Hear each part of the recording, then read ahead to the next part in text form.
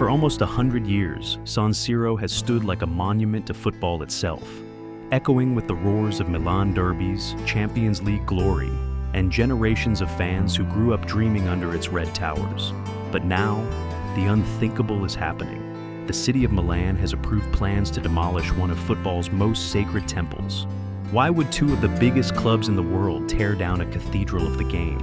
Today we uncover the billion-euro plan to replace San Siro and the controversy behind its final farewell. The story of San Siro began in 1926 when AC Milan built a football-only stadium on the outskirts of the city. Over time, Inter moved in too, and the rivalry turned the arena into a theater of passion, chaos, and history. From Maldini to Zanetti, Rui Costa to Materazzi, San Siro became the heartbeat of Italian football. Every match day was an opera of emotion, red and blue, side by side, yet worlds apart. But as the decades passed, the old giant started to show its age. Cracks appeared not just in the concrete, but in its future. Modern stadiums across Europe were outpacing it, and the calls for change grew louder. After years of debate, legal battles, and political standstills, the city council finally made the call.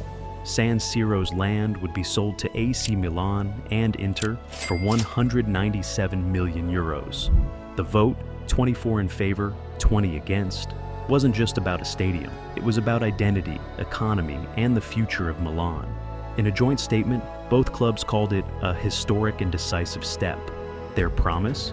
To build a new world-class stadium that would symbolize the next century of football in the city.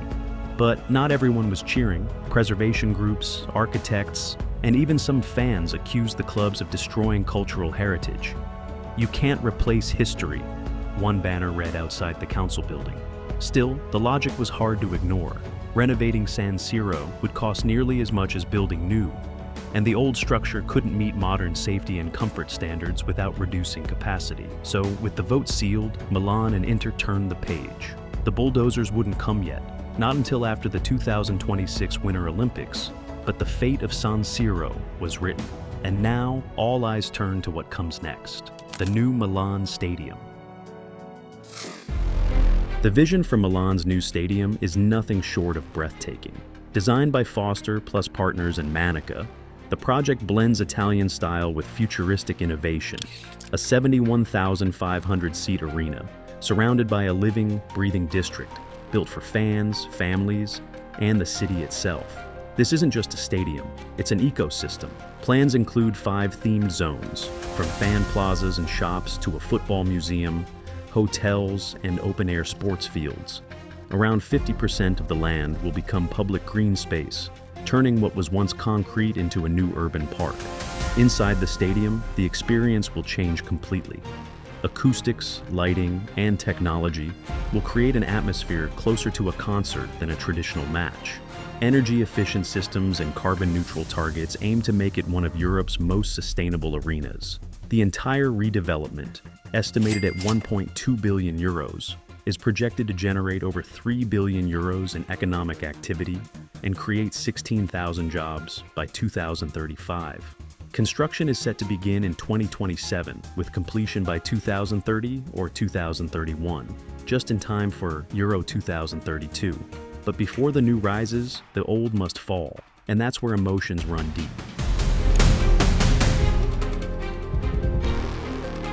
For every fan dreaming of a shiny new home, there's another who can't imagine Milan without San Siro.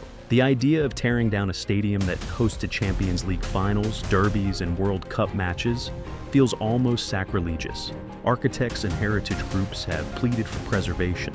Some even propose keeping the second tier as a cultural monument, a skeletal tribute to what once was. But time is running out. If the clubs finalize the deal before November 2025, they can demolish freely.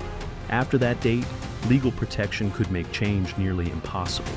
The clubs insist they'll honor the past. Roughly 9% of the old structure, walkways, sections of the stands, and those iconic spiral towers, will remain as part of a new park. But for most fans, it's still goodbye to a lifetime of memories. For Milan and Inter, this is a crossroads, tradition versus progress. The need for revenue, safety, and sustainability is undeniable, but so is the heartbreak of losing football's most storied stage. And as Demolition Day approaches, one question remains. Can you ever truly replace history, or just build on its shadow? San Siro was never just a stadium. It was a feeling. The fog over the pitch, the rumble of 80,000 voices, the red and blue lights dancing across the night sky. It was football in its purest form. Now, a new era is beginning. A modern Milan will rise, promising comfort, innovation, and global prestige. Yet, somewhere in that progress, an echo will remain. The echo of San Siro. Maybe that's what makes football stadiums so special. They don't just host matches, they hold memories. They remind us that change is inevitable, but legacy endures. As the new stadium takes shape, San Siro's spirit will live on. Not in its concrete, but in the stories, the songs, and the souls of those who filled its stands. So, what do you think? Should San Siro have been saved, or is it time to move on? Don't forget to like, subscribe, and share your thoughts below. Because every great stadium deserves one last cheer.